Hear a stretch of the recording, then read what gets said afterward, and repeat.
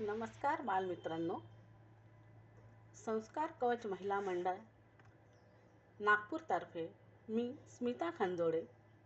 बाळांनो, तुमची स्मिता आजी आपल्याशी सुसंवाद साधणार आहे. बालमित्रांनो, आपण भारतातील संत कवयित्री जाणून घेत आहोत.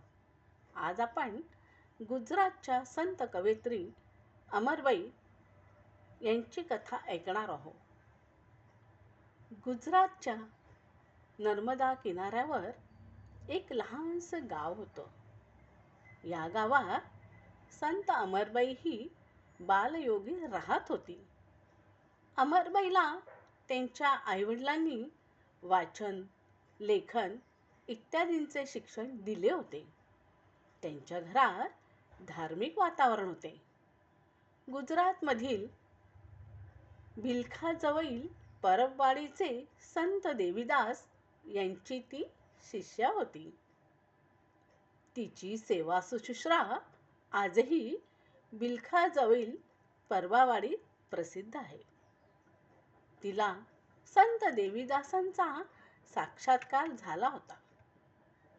सासरी जात असताना रस्त्यात देवीदासांना कुष्ठरोगींची सेवा करताना बघून तिच्या अंतःकरणात भक्तिभाव जागृत झाला.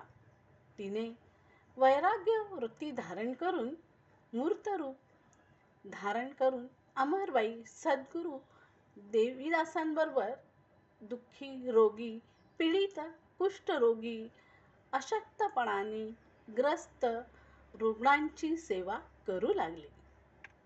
तिने समाजासमोर आदर्श मांडला.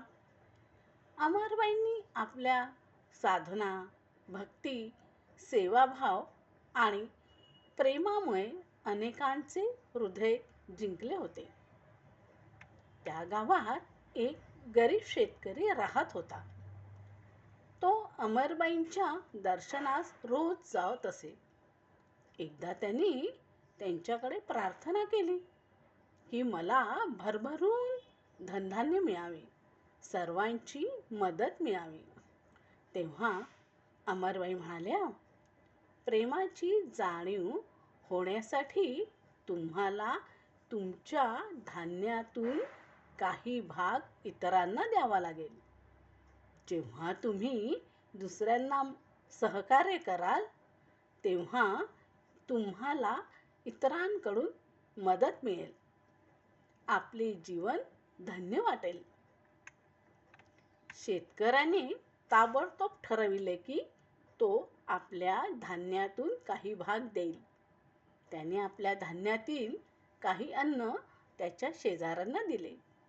शेतकऱ्याने इतरांना मदत करायला सुरुवात केली. गावातील लोकांनी त्याला आदर्श मानले. त्याच्या कर्तृत्वामुळे त्याला गावातून प्रेम, मदत मिळू लागले. तो सधन होऊ लागला. हे सर्व करताना त्याला आनंद मिळू लागला. हे बघून अमरबाईंच्या उपदेशानुसार गावातील लोक वागू लागले. त्यांच्यामध्ये एकता, सहकार्य, प्रेम, करुणा इत्यादी गुण वाढू लागले. संत अमरबाई यांनी भक्ती संप्रदायात महत्त्वाचे कार्य केले. त्यांनी भक्ती आणि मानवता यावर आधारित अनेक शिक्षणे दिली. त्यांच्या भजनांमध्ये प्रेम, करुणा, भक्तीचा संदेश होता. त्यांनी जनतेमध्ये देवाची भक्ती करायला शिकविले. त्यांनी अनेक समाजसुधारक कार्य केले. संत अमरबाईंच्या भजनांमध्ये शास्त्रांचा सार सामावला आहे. अशा करुणामयी संत कवयित्री अमरबाईला लोक अहिराणी, ढिकरी, अमरमा या नावाने ओळखत असे.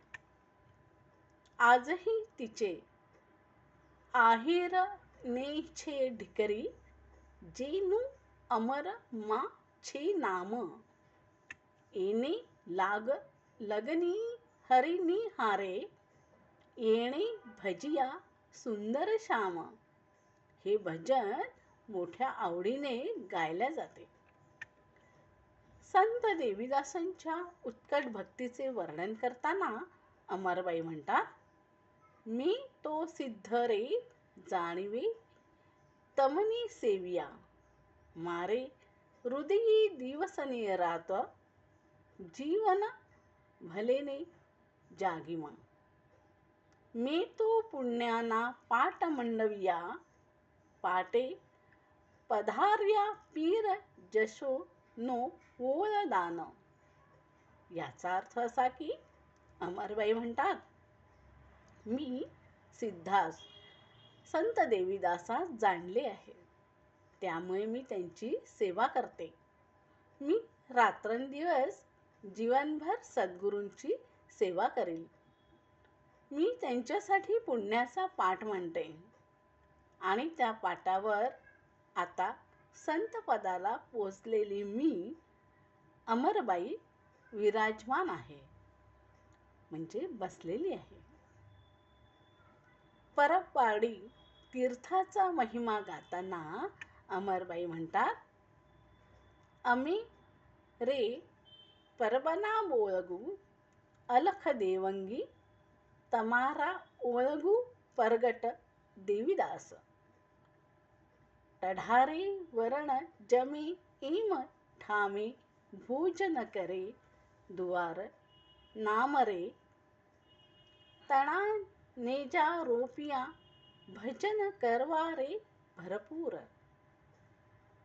या पदातून अमरबाई म्हणतात, आमची परबमुळे भगवंताची ओळख झाली. हे तीर्थ अलख मिळवून देणारे आहे. यांची ओळख संत देवीदासांमुळे पटली. कोणत्याही जातीच्या भक्ताने यावं, जेवावे, नाम घ्यावे, भरपूर भजन करावे, म्हणजे ते सद्गुरू ही आपली जीवन नौका पार करतील. संत अमरबाईंचे कार्य आजही अनेक भक्तांच्या मनात जिवंत आहे आणि त्यांच्या उपदेशांचा प्रभाव आजच्या काळातही कायम आहे. संत अमरबाईंनी संत देवीदासांसोबत सजीव समाधी घेतली होती. आपण दुसऱ्यांना मदत केली पाहिजे, हे आपण संत अमरबाईंच्या कथेतून शिकतो. संत अमरबाईंना कोटी कोटी वंदना. धन्यवाद बालमित्रांनो, धन्यवाद.